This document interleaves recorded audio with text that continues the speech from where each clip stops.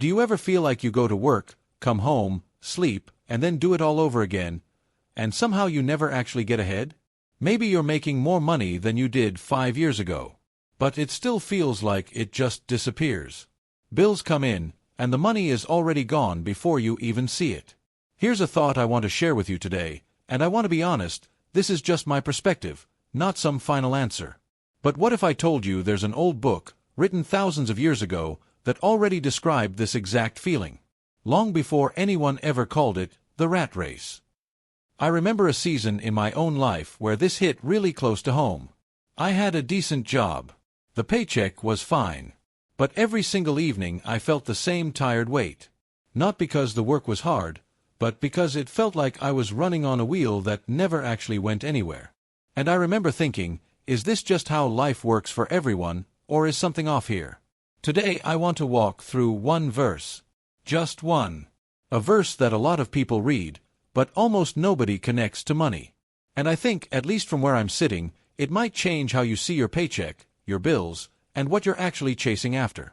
Now, before we get into it, I want to give you something first, before I ask you for anything. If you don't watch another video from this channel ever again, but you actually try what I'm about to share, even just for a week, I believe the way you think about money could shift. That's not a promise, that's just what I've noticed, and what others have told me too. I say this because I know how these videos usually go. Someone builds you up for 10 minutes just to sell you something at the end. That's not what today is about. I'd rather you walk away with something useful, even if you never come back to this channel again. If this kind of thing speaks to you, faith and money together, hit that subscribe button. Every week we dig into stuff like this, try to figure out how to line up what we believe with how we actually live and spend. So let's talk about this thing people call the rat race. I don't want to jump straight into numbers and investing, because I don't think that's really where it starts. I think it starts somewhere deeper, in the heart. Here's what it usually looks like. You work just to cover the bills. You live waiting for the next payday. And here's the tricky part, when your income goes up, your spending quietly goes up right along with it. You start comparing your life to your neighbor, your coworker, someone on your phone screen. And no matter how much comes in, it never quite feels like enough. Notice something. None of that starts in your wallet. It starts in your mind. Think about it this way. Two people can earn the exact same paycheck. One feels calm. The other feels like they're drowning. Same amount of money, two completely different feelings. That tells me the number on the check isn't really the whole story. Something else is going on underneath it. There's a little trick our minds play on us, and maybe you felt it too. It sounds like this. When I make more money, then I'll relax. When I get a new car, then I'll be happy. When I finally own a house, then I'll feel secure. When this bill is paid off, then I can breathe. When I get that promotion, then everything will settle down. There's always one more thing waiting on the other side. And the piece we're chasing, it never actually arrives. It just moves the finish line a little further every time. I've talked to people making very little, and they seem at peace. And I've talked to people making a whole lot, and they seem restless every single day. So maybe, and again, this is just my take, maybe the amount was never really the problem in the first place. Okay, so here's the verse I mentioned. It's found in Matthew, chapter 6, verse 33. And I want to read it slowly, because I think it deserves that. But seek first the kingdom of God and his righteousness, and all these things will be added to you. Now let's look at where this verse actually sits. Right before this, the person speaking was talking about worry. Worry about food. Worry about clothes. Worry about basic needs. Worry about tomorrow. Which tells me something. This feeling we have, this financial worry, this tightness in the chest when we think about bills, it's not new. People felt this thousands of years ago too. That alone kind of comforts me. Whatever you're carrying right now about money, you're not the first person to feel it, and you won't be the last. People have been wrestling with this exact worry for a very, very long time. Let's slow down and look at this verse piece by piece. First part.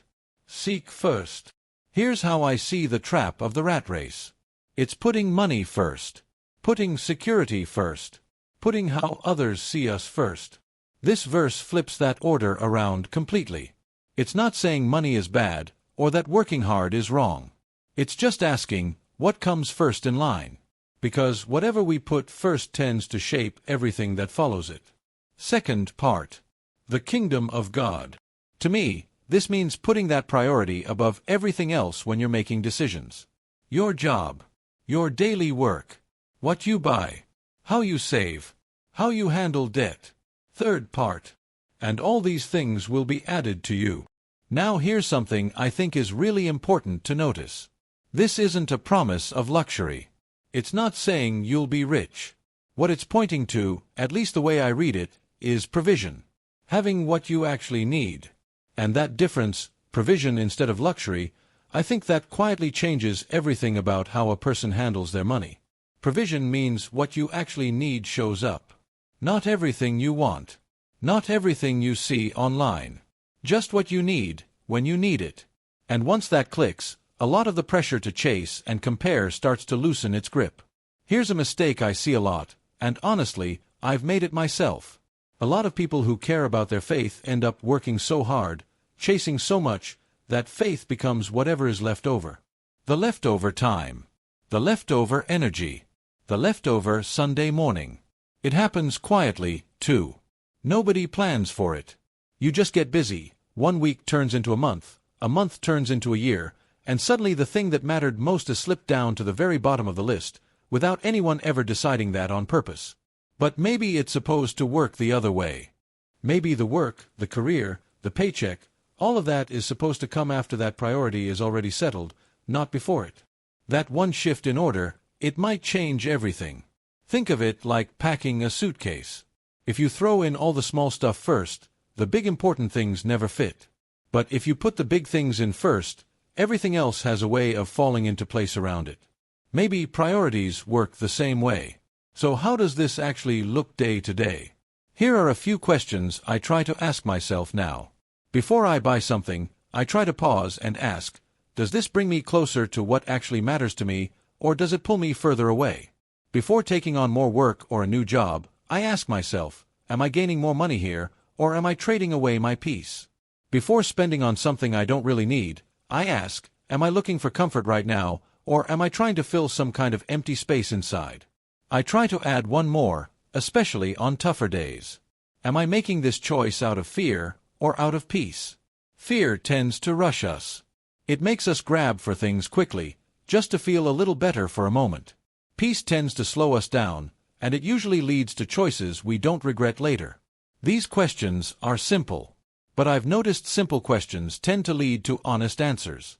Now here's something I want to offer you, completely free, no strings attached. For the next 7 days, before you start your workday, try reading that verse out loud. Matthew 6:33. Then just take a few quiet minutes and ask for your priorities to be put in order. That's it. It costs nothing to try. But from what I've seen, and what others have shared with me, it has a way of quietly changing how you look at every money decision you make that day. I'm not telling you this will fix everything overnight. I'm just saying it's worth trying for yourself and seeing what happens. 7 days isn't a long time. It's shorter than most people spend deciding what show to watch next. But sometimes the smallest habits, repeated for just a few days, quietly rearrange how we see everything else. Let's talk about the difference this kind of shift can make. Before, there's this constant low-level worry sitting in the background. Comparing your life to everyone else's highlight reel. Buying things you don't need to feel something you're missing. A quiet fear that there's never going to be enough. After, from what I've experienced and what others describe too, there's a different kind of calm. A sense of being okay with what you have. More discipline with spending. A little more wisdom before big decisions. And honestly, a kind of freedom that doesn't depend on the number in your bank account. And here's the part one think matters most. That freedom doesn't start with your finances. It starts in your heart first, and then it finds its way into your money. I'm not saying this fixes every bill overnight, or turns a hard month into an easy one. Life still has real challenges, real seasons that are tough. But there's a difference between struggling and feeling trapped. This shift, at least for me, took away the trapped feeling, even during the hard seasons. If this gave you a little bit of clarity today, I'd genuinely love to hear from you. Drop a comment and just write, "I'm going to seek first." Simple as that. And who knows, your comment might be exactly what someone else scrolling through needs to see today, someone who's also tired of running in circles. Sometimes just seeing someone else type those words is enough to make a person stop scrolling and actually think about their own life for a minute. That's the whole point of a comment like this. It's small, but it travels further than you'd expect. If this was helpful, send it to someone you know who's always stressed about money. It might mean more to them than you think. Sometimes the people running the fastest in that wheel are the ones too tired to stop and notice it themselves. A simple share from you might be the thing that makes them pause. And if you want to keep going deeper into this faith and money, living well without losing what really matters, stick around for the next one. We're just getting started.